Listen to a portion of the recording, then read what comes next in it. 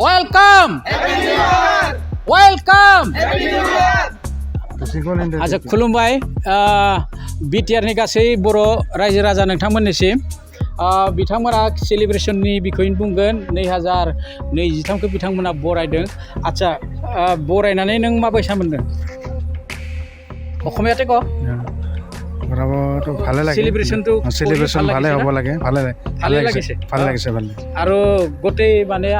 আপোনালোকে সব মিলিজুলি থাকাৰ কাৰণে কিবা সিদ্ধান্ত লৈছে মুম্বাইত থকা যিখিনি বড়ো আমি বড়ো সবে আমি ভালকে মিলিজুলি থাকো বৰ্তমান সব সিদ্ধান্ত ললে সব চাৱা চিতা কৰে না থ্যাংক ইউ नों मा बुङो फंबाय आं एख' बुंथ'लालै मा बुङा नों मोजां मोनदों मोनाखै मोजां मोनदों प्रग्रामखौ मोजां जोंथ' फालिबायानो थायो थैंक इउ आच्छा आं खोनादों नोंथांमोननि मुम्बाइआव एबार बैसागुखौ एसे गाजा गोमजायै फालिगोन बेनि बिखय नोंथाङा मा बुङो खुलुमबाय रायजोफोर देग्लाय 2023आव जों बैसागोखौ थांनाय बोसोर 2022निफ्राय साबसिन फालिगोन होनना सानदों आरो बाय इंगितबो मोनदों जों बिटिआर सरकारनिफ्राय एसे ओंखायनो जोङो साबसिन हामसिन माने बैसागो जों फालिलांगोन होननानै सानदों आरो साबायखर नों गसंनाय एसे नुनाय बेसा मोखांखो ना सारा बुङो आच्छा नों बुंथ'आ होमबा नों एसे फसायलाय आं साराथ' सारजोंसो आं रायलायबाय थायो नै दा उनाव सासे सेंग्रा दं बिराद मद्दा सद्दा फैगौ बैसागुआलाय नोंसिनाव जागोन आं एसे खोनादों आरो बायसान्स बिटिआर गभर्नमेन्टआ फैसा हराबाबो नोंसोरखौ अलप गाजा गोमजा खालामगोन होनना खोनादों जोंनाथ' जाखायो बहुत गाजा गोमजायैनो जाखायो एबारथ' आरो साबसिन जागोन बहुत एकदम नोंथांमोना माने रायलायखाबाय आं खोनानायाव थाबैनो नोंथांमोना मोनसे रिसेपसन कमिटि दागोन होननाय बेथ' एकदम 100% साबायखर बे फांसननि सोमोन्दै नेक्स्ट बेखौ नोंथाङा बुंनांला बैसागु दिनै बे 2022खौ नोंथांमोना बिदाय होबाय 2023खौ बरायनो नागिरदों बेहाय नोंथांमोना मुम्बाइनि गासै बर'फोरखौ नोंथाङा मा साजेसन होनो नागिरदों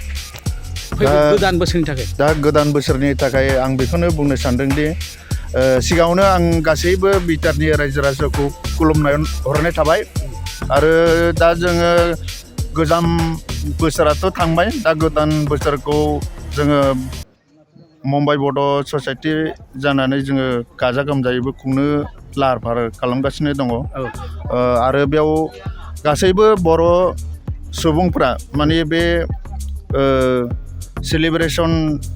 2023आव गाजा गोमजायै खुंफैगोन होननानै आङो गुरैयै खावलायहरो आरो फैगोनबो आरो जाखायोबो बेवहाय लोगोसे जोंहाबो गासैबो माने नोंस्रा फुल सापर्ट मुम्बाइनि बर'फोरा फुल सापर्टथ' जाखायो आच्छा सार आं खोनानायाव नोंथांमोना बिटिआर गभर्नमेन्टनो लाइजाम गांसे हरबायनो बैसागु फांसननि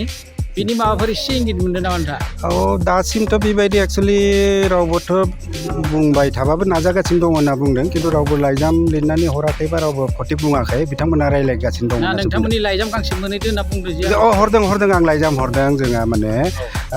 CMनोबो हरदों CM प्रमद सारनोबो हरदों बेनिफ्राय जोङो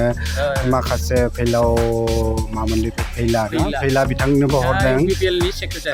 UPPLनि बिथांनोबो हरदों बेनिफ्राय माखासेजों आं रायलायगासिनो थायो बिथांमोनजों पार्सनेलि जों आरो थांलाय फैलायबो दङ आंखौबो सिनायलायो बिथांमोना बम्बाइआव फैबाबो आं लोगो मोनो रायलायगासिनो दङ होननानै बिराद खोनागासिनो दङ आङो बिथांमोनाबो नाजादों आबसुआबो नाजादों बर' साहित्यस'आबो नाजादों बयबो बर' जोंहा सिनियर आर्टिस्ट बिथांमोनाबो भरसा होदों जों रायलायथारगोन जेरै हायो जोङो सरकारजों लोगो जानानै खालामनायखौ नाजाथारगोन होनना बुंगासिनो दं आरो रावबो ना बुङाखै इन्टारेस्ट लादों जोंथ' रेडि बिथांमोना फैबाबो फैयाबाबो जों खालामखागोन सबसे गिदिर खालामगोन माने आंबो एसे खोनादों नालाय थेवबो आङो नोंथांनियाव सोंबाय आच्छा जायखिजाया जोङो मोनसे स्ल'गान होनि बोसोर गोदानखौ बरायनाय आं हेपि निउ इयार होनबा मा नोंथां होनगोन welcome happy new year welcome happy new year Mumbai Bodo' society Mumbai Bodo' society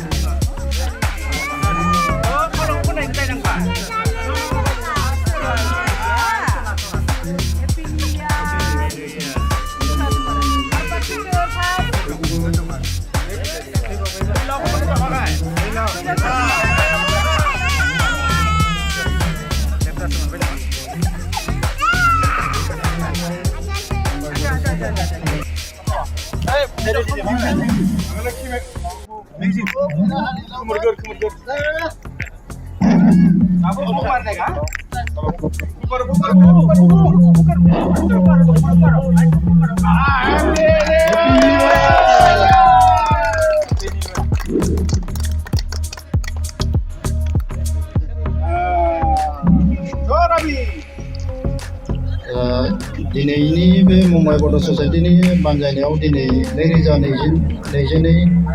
बोसोरखौ दिनै बिदाय होनानै दिनै बे सानाव मोनाबिलि सानजों लोगोसे दिनैनि बे गोदान बोसोरखौ बरायनानै दिनै गोजाम बोसोरखौ बिदाय होनानै 2023खौ बरायनानै दिनैनि बे मोनाबिलि समाव मुम्बाइ बड' ससाइटिया जाखिना प्रिपारेसनजों दिनै माबा खुंथायनि मोनसे टेक हानाय लादों बे टेक हानाय फारियाव दिनै हाबाफारिया सोलिबाय फैबाय दिनैनि बे गोदान बोसोरखौ बरायनायजों लोगोसे फैबाय थानाय समाव फैगौ बोसोरावबो बयनिबो न'खराव बयनिबो गोसोआव बयनिबो लामा हान्थिनायाव बयनिबो मोजां बयबो थुंगेलांनो हायो 2023नि बोसोरखौबो बयबो गाजा गोमजायै बारहोहरनो हायो बेजों लोगोसे मुम्बाइ बड' ससाइटि जानानै बयनिसिमबो साबायखर जासिबाय आरो फैबाय थानाय समावबो बयबो बेबायदिनो हेफाजाब होलांगोन मुम्बाइ बड' ससाइटिजों लोगोसे बयबो गासै माहारियारि दिनै बर' माहारियारि दिनै मुम्बाइआव मोनसे हेपि निउ इयार बोसोर गोदानखौ बरायनायजों लोगोसे बयखौबो मोजाङै मोजां बयबो 2023खौ मोजां बारहोहरनो हागोन बेनि थाखाय आनान गसाइनाव आर'ज गाबो आरो लोगोसे फैबाय थानाय समाव मुम्बाइ बड' ससाइटिखौ हानायमानि जेसेबां हायो बेफोरबायदि प्रग्राम खुंनाय बायदिसिना सेलेब्रेट खालामनायाव बयबो हेफाजाब होलांबाय थागोन बेखौ बयबो गावबागाव बिबान हिसाबै आरो बयबो मिलायनानै मुम्बाइ बड' ससाइटिनि जायगा होलांगोन आरो बयबो हेफाजाब होलांगोन बेखौ खावलायनाय थाबाय